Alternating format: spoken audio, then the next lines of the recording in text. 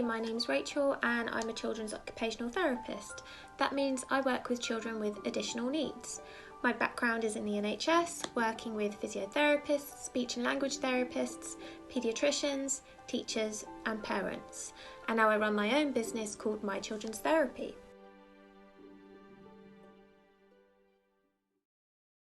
So I'm going to talk to you about activities and strategies that you might find helpful for you and your family. Some of you will be trying to work from home and balance your family life, support other people, do the household chores. It's a lot to balance at the moment and it's a very challenging time. So I've come up with a list of strategies that might help you and your children to get through this time. And the first thing I want to talk about is routine. Sounds really basic, but keeping your morning and your evening routine will be really beneficial for your children and can help to set them up for the day. Other people find that having a timetable can be really helpful. Some people might find that too much, a little bit too structured. But a timetable can help children to understand what your expectations are for the day as well. So you can try that.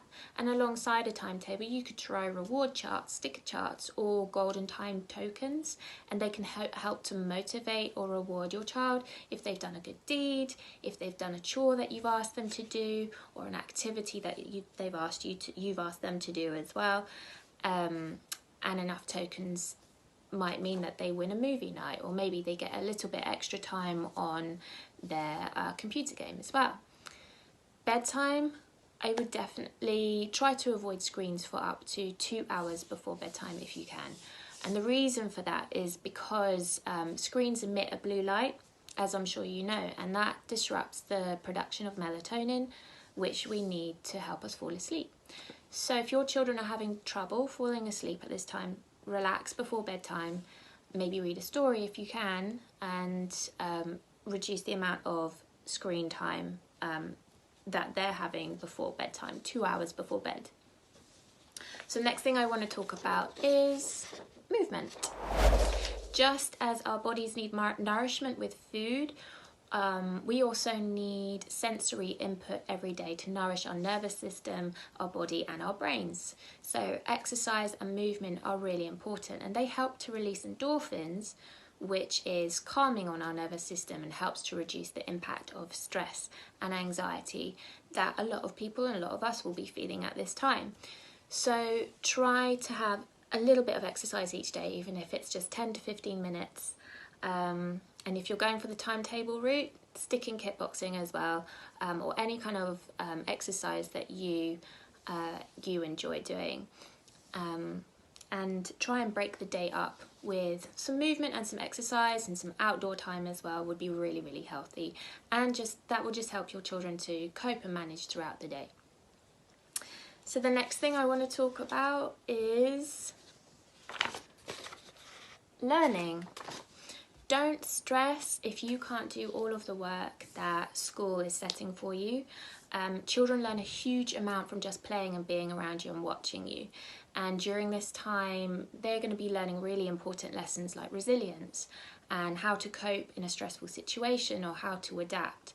But if you are trying to do schoolwork, then find a space in your home and minimize the distractions as much as possible. Turn off the TV, turn off the radio, put away the toys, put away the computer games. And that's going to help them to focus their attention and their concentration on the homework that's been set or any tasks that you've set. You might want to have a sand timer or a timer on your phone that they can see. Again, that helps to set them up with the expectations of how long you would like them to focus on their work. But be realistic, home is not the same as school, so they're not going to sit for the same amount of time. So again, go easy on yourself and go easy on them. If you don't have time for lesson time and that's a little bit too much, then see if you can integrate it into your daily activities. Maybe you can ask them to write the shopping list. Can they read the shopping list to you? And then when you come back, can they add up the receipt as well? So that way you've got your reading, you've got your writing, and you've got maths all in one activity. See if you can get them involved in the chores too. Now is a great time to be learning life skills. So can they help you hoover the house? Can they help you clean the windows? Can they help cook? Can they help carry the laundry? Obviously according to their age, like what's appropriate, but learning life skills now is going to get them really far, and academically they'll bounce back, and they can learn a lot from just your everyday living as well. And finally, I want to talk about time out.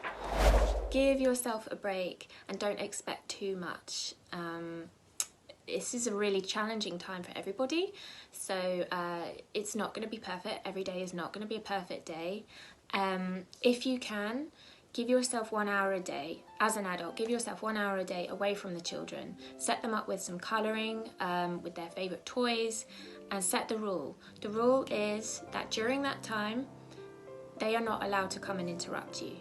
And this allows them to develop their own problem-solving skills and develop their own imagination. And it gives you incredibly valuable time that you need for yourself as well, so then you can support your family in the best way possible. But last of all, do what works for you and your family, and have a lovely Easter break.